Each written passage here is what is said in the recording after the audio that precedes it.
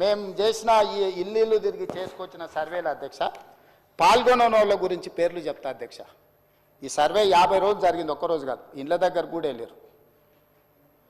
Kalvakuntla Chandrashekar Rao garu MLA Gajwel, Kalvakuntla Taraka Rama Rao garu MLA Sircilla, Panneeru Harish Rao garu MLA Siddipet, Padma Rao garu MLA Secunderabad, Palla Rajeshwar Reddy MLA Secunderabad, Pochampalli Srinivas Reddy MLC మన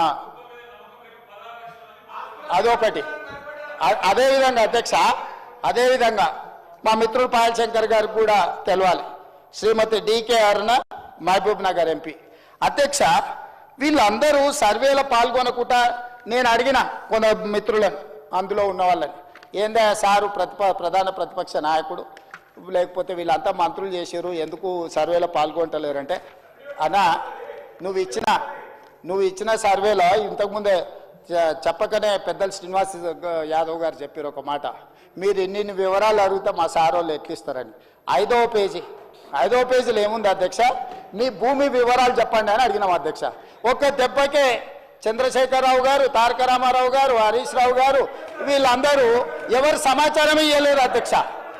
ఇప్పుడు మేము ఏమడిగినాం అధ్యక్ష, దీంట్లో అందరూ 3,54,138 మంది సర్వేలో పాల్గొంటే ఇక్కడున్న ఎమ్మెల్యేలు మంత్రులు అందరూ వివరాలు ఇస్తే భూముల వివరాలు అడగంగానే సర్వేలో పాల్గొన్నారా అధ్యక్ష?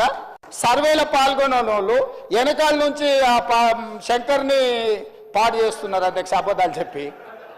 శంకర్ మంచోడు అధ్యక్ష, నాకు తెలుసు పర్సనల్గా, కానీ ఆయనను కూడా ఖరాబ్ చేసి ఇంత ముఖ్యమైన ఇంత ఇంపార్టెంట్ మనం చర్చ చేస్తుంటే ఈ తప్పుడు నివేదికలు తీసుకొచ్చి ఈ లెక్కలు మాట్లాడుతున్నారు అధ్యక్ష.